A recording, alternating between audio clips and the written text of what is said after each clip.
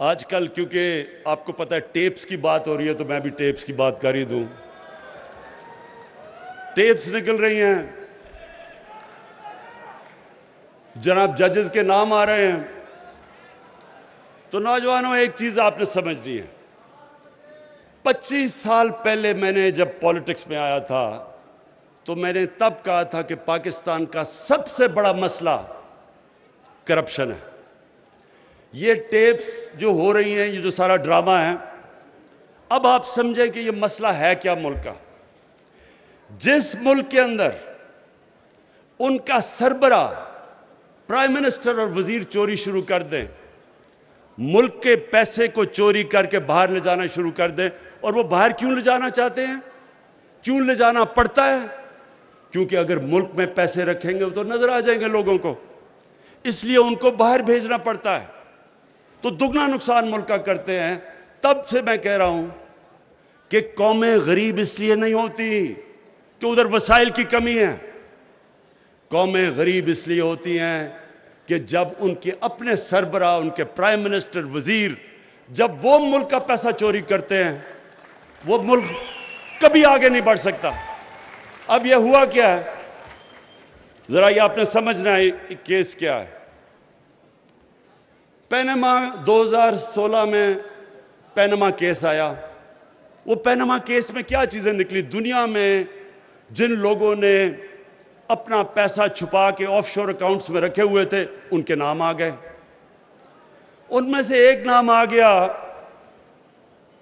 कि जनाब जो 4 लंदन के अंदर अरबों रुपए के महंगे तरीन इलाके में फ्लैट हैं, उनकी मालिका मरियम सफदर थी।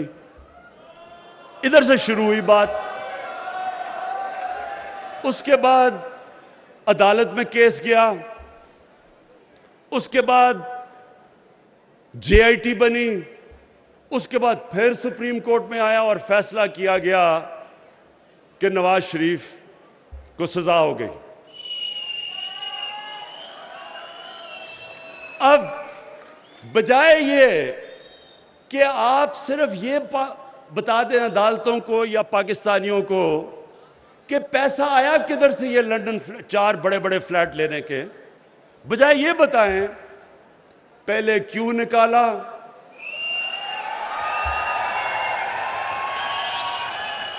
अदलिया को बुरा भला, फिर उसके बाद पाकिस्तानी फौज को बुरा भला। मैं तो खैर बुरा भला हुई, मुझे तो वो कहते हैं बहुत जालिम हूं मैं, तो सबको बुरा भला। भाई आप जवाब दें कि आपने ये 4 फ्लैट लिए किधर से। सारी चीजें कर रही हैं लेकिन जवाब नहीं दे रहे। मेरे ऊपर इन्होंने केस किया, सुप्रीम कोर्ट में लेके गए। मेरा भी लंदन में फ्लैट था। मैंने सुप्रीम कोर्ट में एक एक चीज की 40-40 साल पुराने कॉन्ट्रैक्ट्स के मैंने कागजात दिए, जबकि मैं तो पब्लिक ऑफिस होल्डर नहीं था, मैं तो एक खिलाड़ी था। उसके बावजूद जो अदालत ने मेरे से रसीदें मांगी मैंने उनको दी। 10 महीने लगे।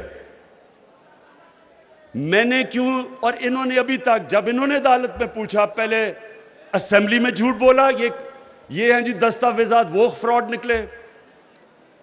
फिर कतरी खत आ गया, वो फ्रॉड निकला। फिर क्लिबरी फॉन्ट आ गई, वो भी फ्रॉड निकली। उसके अभी तक एक कागज नहीं ये बता सके कि 4 लंदन के फ्लैट किस पैसे से खरीदे गए, क्योंकि चोरी का पैसा था। अब सारे पाकिस्तान के इदारों को बुरा भला। लेकिन जो मुझे अफसोस है, और मैं ये आखिर में आपसे सबसे बात करना चाहता हूं, ये आखिरी बात है, ये समझ जाए। अफसोस किस चीज का है कि एक लाहौर में फंक्शन होती है, उधर चीफ जस्टिस को बुलाया जाता है, सुप्रीम कोर्ट के जजेस को बुलाया जाता है। उधर कौन तकरीर करता है? जो आदमी सुप्रीम कोर्ट ने जिसको कन्विक्ट किया हुआ है, जो झूठ बोल के मुल्क से बाहर भागा हुआ है, वो तकरीर कर रहा है। मेरे नौजवानों, एक मेरी बात सुन लें आप। कौम कभी खत्म नहीं होती पैसा चोरी सिर्फ करने से। कौमें फिर ठीक हो जाती हैं, पैसा फिर बना लेती हैं, लेकिन कौम तब तबाह होती है जब चोरी को बुरा नहीं समझा जाता।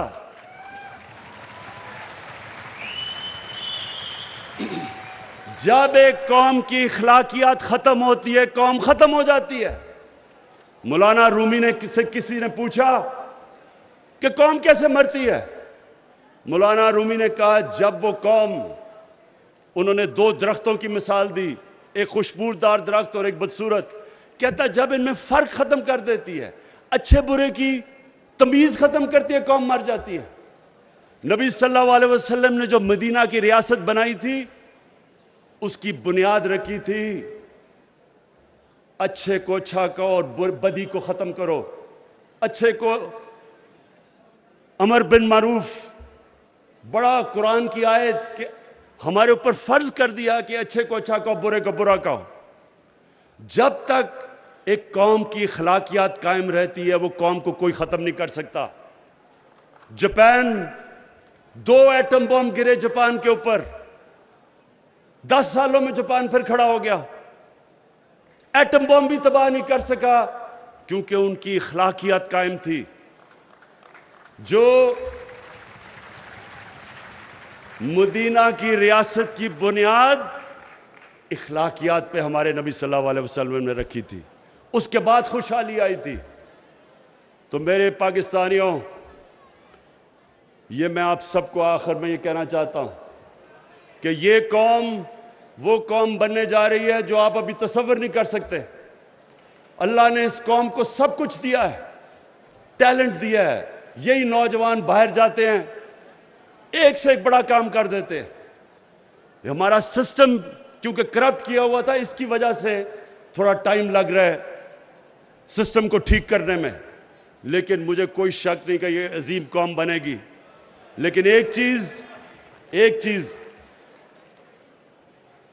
मैं ये भी जो आखिर में आपको कहा कि ये भी मेरे ज़हन में है कि कभी भी जब तक हम अपने अखलाकियत, हम अपने मॉरल स्टैंडर्ड्स ऊपर नहीं उठाएंगे, हम वो उधर नहीं पहुंच सकते जिधर हमें पहुंचना चाहिए। इसलिए मैंने रहमतुल्लिल आलमीन अथॉरिटी बनाई है। और इसका मकसद क्या है कि नबी सल्लल्लाहु अलैहि वसल्लम की जिंदगी से, उनकी सीरत से सीख के, उनके कैरेक्टर को अपनी जिंदगियों पे, उस पे अमल करें हम, यानी अपनी जिंदगी में लेके आए। हम आशिक रसूल हैं सब, हम उनसे प्यार करते हैं, लेकिन जो उनकी सीरत है वो अपनी जिंदगी पे लागू नहीं करते। और सिर्फ ये हमारा मकसद है कि अपने स्कूल के बच्चों से शुरू करें, उनको उनकी जिंदगी से सिखाएं, कैरेक्टर बिल्डिंग करें, क्योंकि अजीम कौम का अजीम कैरेक्टर होता है। उस्मान, मैं आखिर में आपको और आपकी टीम को फिर से खिराज तहसीन पेश करता हूं। एक जबरदस्त आपने ये जो प्रोग्राम किया है।